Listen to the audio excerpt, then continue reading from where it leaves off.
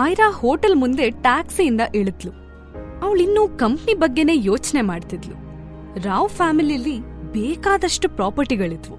Steel factory, cloth factory, food raw material supply, ಒಂದೋ ಎರಡೋ ಅಲ್ಲ. ಅವ್ರ ಬಿಸ್ನೆಸ್ ದೇಶದ ಎಷ್ಟೋ ಕಡೆ ಹರಡ್ಕೊಂಡಿತ್ತು. ಆದ್ರೆ ಮೆಡಿಕಲ್ ವಿಷಯಕ್ಕೆ ಬಂದ್ರೆ ಅವ್ರ ನಾಲೆಡ್ಜ್ ಅಷ್ಟಕ್ಕಷ್ಟೇ. ಅಂಥದ್ರಲ್ಲಿ ಫಿಸಿಯೋಸ್ ಫಾರ್ಮಾ ಅಂತ ಒಂದು ಚಿಕ್ಕ ಕಂಪ್ನಿ ತಗೊಳೋಕೆ ಇಷ್ಟೊಂದ್ ಸರ್ಕಸ್ ಮಾಡ್ತಿರೋದ್ರಲ್ಲಿ ಏನ್ ರಹಸ್ಯ ಇರಬಹುದು ಅಂತ ಅವಳಿಗೆ ಖಂಡಿತ ಅರ್ಥ ಆಗ್ತಿರ್ಲಿಲ್ಲ.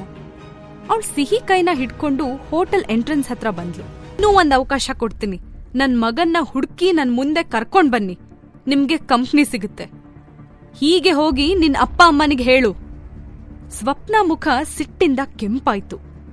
ಅವಳು ಏನೋ ಹೇಳ್ಬೇಕು ಅಂತ ಬಾಯ್ ತೆಗೆದ್ಲು. ಆದ್ರೆ ಆಯ್ರಾ ಅವಳ ಕೈನ ಮುಂದೆ ಮಾಡಿ ಆಚೆ ಹೋಗು ಅನ್ನೋ ಹಾಗೆ ಸನ್ನೆ ಮಾಡಿದ್ಲು. ನಂತರ ಅವಳು ಸಿಹಿ ಕೈನ ಗಟ್ಟಿಯಾಗಿ ಹಿಡ್ಕೊಂಡು ಹೋಟೆಲ್ ಒಳಗಡೆ ಬಂದ್ಲು. ಅಷ್ಟ್ರಲ್ಲಿ ಯಾರೋ ಜೋರಾಗಿ ಅಳ್ತಿರೋ ಶಬ್ದ ಕೇಳಿಸ್ತು. ಜನ ಗುಂಪು ಕಟ್ಟಿದ್ರು. ಎದ್ದೇಳಿ, ಏನಾಯ್ತು ನಿಮ್ಗೆ? ಪ್ಲೀಸ್ ಯಾರಾದ್ರೂ ಹೆಲ್ಪ್ ಮಾಡಿ, ಆಂಬ್ಯುಲೆನ್ಸಿಗೆ ಕಾಲ್ ಮಾಡಿ, ನನ್ನ ಹಸ್ಬೆಂಡ್ ಉಸಿರಾಡೋಕೆ ಕಷ್ಟ ಪಡ್ತಿದ್ದಾರೆ ಅಂತ ಒಬ್ಳು ಲೇಡಿ ಅಳ್ತಾ ಅಳ್ತಾ ಹೇಳಿದ್ಲು. ಅದ್ನ ಕೇಳಿಸ್ಕೊಂಡ ಆಯ್ರಾ ಇಲ್ಲೇನೋ ಮೆಡಿಕಲ್ ಎಮರ್ಜೆನ್ಸಿ ಇದೆ ಅಂದ್ಕೊಂಡು, ಸಿಹಿ ನೀನ್ ಮೇಲ್ಗಡೆ ಹೋಗು, ಅದೇನಂತ ನಾನ್ ನೋಡ್ತೀನಿ ಅಂತ ರೋಹನ್ ಕೈ ಬಿಟ್ಲು. ಅವನಿಗೂ ಅದೇ ಬೇಕಿತ್ತು. ಅವನ್ ಓಡೋಗಿ ಲಿಫ್ಟ್ ಹತ್ರ ನಿಂತ. ಆಗ್ಲೇ ಡೋರ್ ತಳ್ಕೊಂಡು ಒಳಗಡೆ ಬಂದ secretary Abhi, sir, miss Aira ಬಗ್ಗೆ ಸ್ವಲ್ಪ ಡೀಟೇಲ್ಸ್ ಕಲೆಕ್ಟ್ ಮಾಡಿದೀವಿ ಅಂತ ಅಂದ. ಗುಡ್. ಆಯ್ರಾನೇ ಡಾಕ್ಟರ್ ಸಂಯುಕ್ತ ಅನ್ನೋದಕ್ಕೆ ಯಾವ್ದಾದ್ರೂ ಪ್ರೂಫ್ ಸಿಕ್ಕಿದ್ಯಾ ಅಂತ ಸಿದ್ಧಾರ್ಥ್ ಕುತೂಹಲದಿಂದ ಕೇಳ್ದ. ಇಲ್ಲ ಸರ್, ಆದ್ರೆ ಒಂದು ಸಸ್ಪೆನ್ಸ್ ಏನಂದ್ರೆ ಮಿಸ್ ಆಯ್ರಾ ಅಮೆರಿಕದಲ್ಲಿ 5 ವರ್ಷ ಇದ್ರೂ ಅಲ್ಲಿನ ಡೀಟೇಲ್ಸ್ ಒಂದೂ ಇಲ್ಲ. ಅಮೆರಿಕದಲ್ಲಿ ಅವ್ರು ಏನ್ ಮಾಡ್ತಿದ್ರು ಅಂತ ಯಾರಿಗೂ ಗೊತ್ತಿಲ್ಲ. ಅವ್ರ ಬಗ್ಗೆ ಯಾವ ಎವಿಡೆನ್ಸ್ ಸಿಗ್ದಿರೋ ಹಾಗೆ ಏನೋ ಮಾಡಿದಾರೆ. ಅದೇ ನಂಗೆ ಸರ್ಪ್ರೈಸ್ ಆಗ್ತಿರೋದು. ಸಾಧ್ಯ ಆದ್ರೆ ಈ ರಹಸ್ಯನ ಬೇಗನೆ ಪತ್ತೆ ಹಚ್ತೀವಿ ಅಂದ Abhi. Oh, I see. By the way Abhi, ಈ ಆಯ್ರಾನೇ ಡಾಕ್ಟರ್ ಸಂಯುಕ್ತ ಆಗಿದ್ರಿಂದ ಆ ಮಾಹಿತಿ ಎಲ್ಲ ನಾಶ ಆಗಿರ್ಬೇಕಲ್ವಾ ಅಂತ ಡೌಟ್ ಅಲ್ಲಿ ಕೇಳ್ದ ಸಿದ್ಧಾರ್ಥ್. ಸರ್, ನಂಗನ್ಸೋ ಪ್ರಕಾರ ಆಯ್ರಾ ಶರ್ಮಾ ಡಾಕ್ಟರ್ ಸಂಯುಕ್ತ ಆಗೋಕೆ ಯಾವ ಚಾನ್ಸ್ ಕೂಡ ಇಲ್ಲ. Because doctor Samyukta is a genius ಅಂತ ಅಭಿ ಅದ್ನ ಒಪ್ಕೊಳ್ದೆ ಹೇಳ್ದ. ಸಿದ್ಧಾರ್ಥ್ ಮುಖ ನಿರಾಶೆಯಿಂದ ಸಪ್ಪಗಾಯ್ತು. ಆಗ್ಲೇ ಅಭಿಯ ಬ್ಲೂಟೂತ್ ಹೆಡ್ಫೋನ್ನಲ್ಲಿ ಎಮರ್ಜೆನ್ಸಿ ಕಾಲ್ ಬಂತು. ಕಾಲಲ್ಲಿ ಮಾತಾಡಿದ್ಮೇಲೆ ಅಭಿ ಮುಖ ಗಂಟಿಕ್ಕಿ, ಸರ್, ಹೋಟೆಲ್ ಲಾಬಿಲಿ ಪ್ರಾಬ್ಲಮ್ ಆಗಿದೆ ಅಂತ ಹೇಳ್ದ. ಗಾಬ್ರಿಲಿ ಸಿದ್ಧಾರ್ಥ್ ಎದ್ ನಿಂತ. ಏನಾಯ್ತು ಅಭಿ? ಇಸ್ ಎನಿಥಿಂಗ್ ಸೀರಿಯಸ್ ಅಂತ ಸಿದ್ಧಾರ್ಥ್ ಕೇಳ್ದ. ಅಭಿ ಗಾಬ್ರಿಲಿ ಉತ್ತರ ಕೊಟ್ಟ. ಹಾ ಸರ್, ಅದು ಹೋಟೆಲ್ ಲಾಬಿಲಿ ಯಾರೋ ಗೆಸ್ಟ್ ಇದ್ದಕ್ಕಿದ್ದ ಹಾಗೆ ಬಿದ್ದೋದ್ರಂತೆ. ಮೇ ಬಿ ಹಾರ್ಟ್ ಅಟ್ಯಾಕ್ ಇರಬಹುದು. ಅವ್ರ ಉಸಿರಾಟ ನಿಲ್ಸಿರೋ ಹಾಗಿದೆ ಅಂತ ಮ್ಯಾನೇಜರ್ ಹೇಳಿದ್ರು. ಅಲ್ಲೇ ಇರೋರು ಯಾರೋ ಅವ್ರಿಗೆ ಫಸ್ಟ್ ಏಡ್ ಮಾಡ್ತಿದಾರಂತೆ ಅಂದ. ರಿಗಾಲ್ ಹೋಟೆಲ್ಗೆ ಬರೋ ಗೆಸ್ಟ್ಗಳು ತುಂಬಾ ರಿಚ್ ಮತ್ತೆ ಸೊಸೈಟಿಲಿ ಒಳ್ಳೆ ರೆಪ್ಯುಟೇಷನ್ ಇಟ್ಕೊಂಡಿರೋವಂತವ್ರು. ಹಾಗಾಗಿ ಸಿದ್ಧಾರ್ಥ್ ಯಾವ್ದನ್ನು ಈಸಿಯಾಗಿ ಬಿಡೋಕಾಗ್ತಿರ್ಲಿಲ್ಲ. ಒಂದು ವೇಳೆ ಹೋಟೆಲಲ್ಲಿ ಇಂಥ ಸಂದರ್ಭದಲ್ಲಿ ಅವ್ರಿಗೆ ಸಹಾಯ ಮಾಡ್ಲಿಲ್ಲ ಅಂದ್ರೆ ಮುಂದೆ ದೊಡ್ಡ ಇಶ್ಯೂ ಕ್ರಿಯೇಟ್ ಆಗಿ ಪ್ರಾಬ್ಲಮ್ ಆಗ್ತಿತ್ತು. ಅಭಿ, ಅದೇನಂತ ಬೇಗ ನೋಡೋಣ ನಡಿ. ನಮ್ಮಿಂದ ಏನ್ ಸಹಾಯ ಆಗುತ್ತೋ ಅದನ್ನ ಮಾಡೋಣ. ಬಿ ಫಾಸ್ಟ್ ಅಂತ ಸಿದ್ಧಾರ್ಥ್ ಹೇಳ್ತಾ ಎದ್ ನಿಂತ. ಇತ್ತ ಅಭಿ ಜೊತೆ ಲಿಫ್ಟ್ ಮುಂದೆ ಸಿದ್ಧಾರ್ಥ್ ನಿಂತಿದ್ದ. 7th ಫ್ಲೋರ್ ರೀಚ್ ಆಗ್ತಿದ್ದಂಗೆ ಲಿಫ್ಟ್ ಡೋರ್ ಟಣ್ ಅಂತ ಓಪನ್ ಆಯ್ತು. ಅದ್ರಲ್ಲಿ ಎಂಟರ್ ಆಗ್ಬೇಕು ಅಂತ ತಲೆ ಎತ್ತಿ ನೋಡಿದ ಸಿದ್ಧಾರ್ಥ್ಗೆ ಶಾಕ್ ಆಯ್ತು. ಅವನೆದ್ರು ಫ್ರಾಕ್ ಹಾಕೊಂಡಿದ್ದ ರೋಹನ್ ನಿಂತಿದ್ದ. ಸಿದ್ಧಾರ್ಥ್ ಸೆಕ್ರೆಟರಿಗೂ ಇದು ಶಾಕಿಂಗ್ ವಿಷಯ ಆಗಿತ್ತು.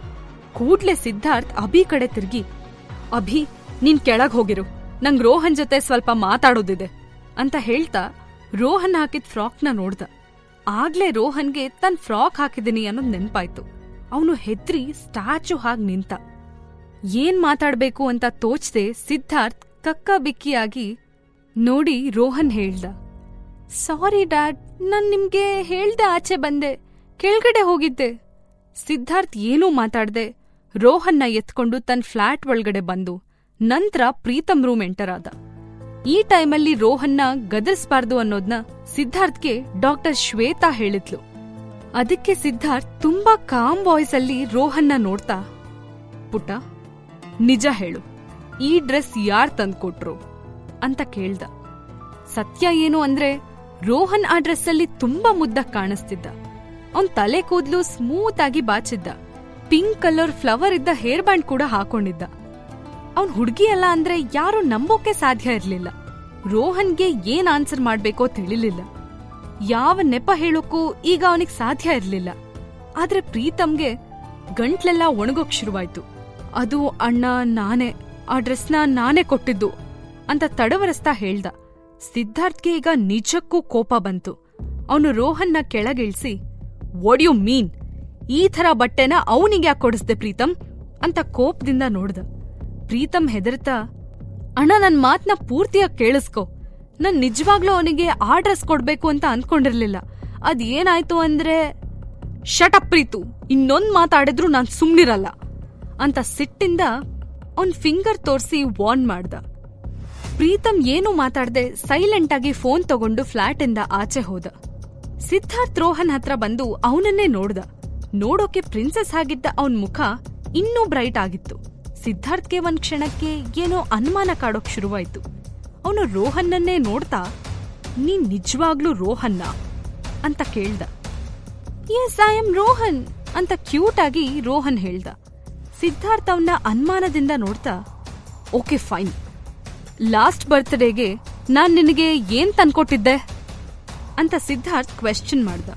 4 ಬುಕ್ಸ್, 1 ಸೆಲ್ ಫೋನ್, 3 ಡ್ರೆಸ್ಸಸ್ ಅಂತ ಆರಾಮಾಗಿ ಹೇಳ್ದ ರೋಹನ್. ರೋಹನ್ಗೆ ಎಲ್ಲ ನೆನ್ಪಿತ್ತು. ಸಿದ್ಧಾರ್ಥ್ ಮತ್ತೆ ಕೇಳ್ದ, ಸರಿ ಹಾಗಿದ್ರೆ ನನ್ ಅಜ್ಜಿ ನಿನ್ಗೆ ರೀಸೆಂಟ್ ಆಗಿ ಬರ್ತ್ಡೇಗೆ ಕೊಟ್ಟ ಹಣ ಎಷ್ಟು? ಪಪ್ಪ, ಮುತ್ತಜ್ಜಿ 3 crore ಚೆಕ್ ಕೊಟ್ರು ಅಲ್ವಾ ಅಂತ ಹೇಳಿದ್ ರೋಹನ್ ತನ್ ಬೆಡ್ರೂಮ್ ಕಡೆ ನಡ್ದ. ಸಿದ್ಧಾರ್ಥ್ ಹಿಂದೆ ತಿರುಗಿ ಪ್ರೀತಮ್ನ ನೋಡ್ದ. ಆಗ ಪ್ರೀತಮ್ ಅಂದ, ಅಣ್ಣ ನನ್ ಮಾತ್ ಕೇಳು, ನಾನು ಇವತ್ತು ರೋಹನ್ಗೆ ಒಂದಿಷ್ಟು ಡ್ರೆಸ್ಸಸ್ ಗಿಫ್ಟ್ ಆಗಿ ತಂದಿದ್ದೆ. ಅದ್ರಲ್ಲಿ ಈ ಫ್ರಾಕ್ ಕೂಡ ಸೇರ್ಕೊಂಡಿತ್ತು. ಅವನು ಏನೋ ತಮಾಷೆಗೆ ಅದನ್ನ ಹಾಕೊಂಡಿದ್ದಾನೆ ಅಂದ. ಇದ್ನ ಕೇಳಿ ಏನ್ ಹೇಳ್ಬೇಕು ತಿಳಿದೆ ಸಿದ್ಧಾರ್ಥ್ ಯೋಚನೆಲ್ ಮುಳುಗ್ದ. ರಿಗಾಲ್ ಹೋಟೆಲ್ ಲಾಬಿ 10 ನಿಮಿಷಗಳ ಹಿಂದೆ ಆಯ್ರಾ ಆಟೋಯಿಂದ ಕೆಳಗಿಳ್ದಾಗ ಅಲ್ಲಿ ಪೇಷಂಟ್ನ ನೋಡಿ ಅವಳಿಗೆ ಗಾಬರಿ ಆಯ್ತು. ಕೆಳಗ್ ಬಿದ್ದಿದ್ ವ್ಯಕ್ತಿಗೆ ಸುಮಾರು 55 ವರ್ಷ ವಯಸ್ಸಾಗಿರ್ಬಹುದು. ಅವ್ರ ಹೆಂಡತಿ ಒಂದೇ ಸಮನೆ ಅಳ್ತಿದ್ಲು. ಬಿದ್ದಿರೋ ವ್ಯಕ್ತಿಯಲ್ಲಿ ಯಾವ್ದೇ ಚಲನೆ ಇರ್ಲಿಲ್ಲ. ಆಯ್ರಾಗೆ ಆ ವ್ಯಕ್ತಿನ ಚೆಕ್ ಮಾಡ್ಬೇಕು ಅಂತ ಅನಿಸ್ತು. ಅವಳು ಮುಂದೆ ಹೋಗುವಷ್ಟರಲ್ಲೇ ಅವಳನ್ನ ತಳ್ತಾ ಬಂದ ಸ್ವಪ್ನ, ಪ್ಲೀಸ್ ಸ್ವಲ್ಪ ಜಾಗ ಬಿಡಿ, I am a medical student, ನಾನ್ ಇವ್ರಿಗೆ ಏನಾಗಿದೆ ಅಂತ ನೋಡ್ತೀನಿ, let me take a look ಅಂತ ಹೇಳ್ಕೊಂಡು ಸ್ವಪ್ನ ಜಾಗ ಮಾಡ್ಕೊಂಡು ಬಿದ್ದಿರೋ ವ್ಯಕ್ತಿ ಹತ್ರ ಬಂದ್ಲು. ಅವಳು ತನ್ನ ಪಕ್ಕ ಕೂತಿರೋ ಆಯ್ರನ್ನ ನೋಡಿ ಕಿರಿಕಿರಿ ಮಾಡ್ಕೊಂಡು, ಸೈಡಿಗ್ ಸರಿ, ನಿನಿಗೇನ್ ತಿಳಿಯುತ್ತೆ ಅಂದ್ಲು. 5 ಸ್ಟಾರ್ ಹೋಟೆಲ್ ರಿಗಾಲ್ಗೆ ಬರೋರೆಲ್ಲ ಸಾಮಾನ್ಯರಲ್ಲ, ಇವ್ರು ಕೂಡ ರಿಚ್ ಅಂಡ್ ರೆಪ್ಯೂಟೆಡ್ ಆಗಿರ್ತಾರೆ ಅಂತ ಸ್ವಪ್ನ ಗೆಸ್ ಮಾಡಿದ್ಲು. ಒಂದ್ ವೇಳೆ ಅವಳ ವ್ಯಕ್ತಿನ ಉಳಿಸಿದ್ರೆ ಖಂಡಿತ ಸ್ವಪ್ನಗೆ ಒಂದು ಬಿಗ್ ರಿವಾರ್ಡ್ ಸಿಗ್ತಾ ಇತ್ತು. ಅವಳ ಫ್ಯೂಚರ್ ಬ್ರೈಟ್ ಆಗುವಂತ ಇಂಥ ಒಂದ್ ಚಾನ್ಸ್ ಬಿಡೋಕೆ ಅವಳು ರೆಡಿ ಇರ್ಲಿಲ್ಲ. ಬಿದ್ದಿರೋ ವ್ಯಕ್ತಿ ನಾಡಿ ಬಡಿತಾ ನೋಡಿ ಸ್ವಪ್ನ, ಹೆದರ್ಕೋಬೇಡಿ, ಏನೂ ಆಗೋದಿಲ್ಲ, ನಾನ್ CPR ಮಾಡ್ತೀನಿ ಅಂತ ಅಳ್ತಿದ್ದ ಆ ವ್ಯಕ್ತಿ ಹೆಂಡ್ತಿಗೆ ಹೇಳಿದ್ಲು. ಅವಳು ಓಡ್ ಹೋಗಿ ಒಂದಿಷ್ಟು ಟಿಶ್ಯೂ ಪೇಪರ್ ತಗೊಂಡು ಆ ವ್ಯಕ್ತಿ ಬಾಯಲ್ಲಿಟ್ಟು ಅವನ್ ಎದೆನ ಜೋರಾಗಿ ಪ್ರೆಸ್ ಮಾಡೋಕ್ ಶುರು ಮಾಡಿದ್ಲು. ಅವಳು ಎಷ್ಟೇ ಪ್ರಯತ್ನ ಮಾಡಿದ್ರೂ ಪ್ರಯೋಜನ ಆಗ್ಲಿಲ್ಲ. 2 ನಿಮಿಷದವರೆಗೂ ಸ್ವಪ್ನ ಸತತ ಪ್ರಯತ್ನ ಮಾಡಿದ್ಲು. ಆದ್ರೆ ಬಿದ್ದಿರೋ ವ್ಯಕ್ತಿಗೆ ಉಸಿರು ಬರ್ಲಿಲ್ಲ. ಆಯ್ರಾಗೆ ಈಗ ಬೇರೆ ದಾರಿ ಇರ್ಲಿಲ್ಲ. ಅವಳು ಸ್ವಪ್ನ ಪಕ್ಕ ಬಂದು, ಸ್ವಲ್ಪ ಸೈಡ್ ಬಾ, let me take a look ಅಂದ್ಲು. ಸ್ವಪ್ನನ್ನ ಸ್ವಲ್ಪ ಸೈಡ್ಗೆ ತಳ್ಳಿ ಆಯ್ರಾ ಆ ವ್ಯಕ್ತಿನ ಚೆಕ್ ಮಾಡೋಕ್ ಶುರು ಮಾಡಿದ್ಲು. ಸ್ವಪ್ನ ಕೋಪ ಬಂದು, ಆರ್ ಯು ಮ್ಯಾಡ್ ಆಯ್ರಾ? ನೀನು ಅರ್ಧಕ್ಕೆ ಕೋರ್ಸ್ ಬಿಟ್ಟವಳು, ನಿನಗೇನ್ ತಿಳಿಯುತ್ತೆ, ನಾನ್ ಚೆಕ್ ಮಾಡ್ತೀನಿ, ಸೈಡ್ಗ್ ಬಾ ಅಂತ ಕೂಗಿದ್ಲು.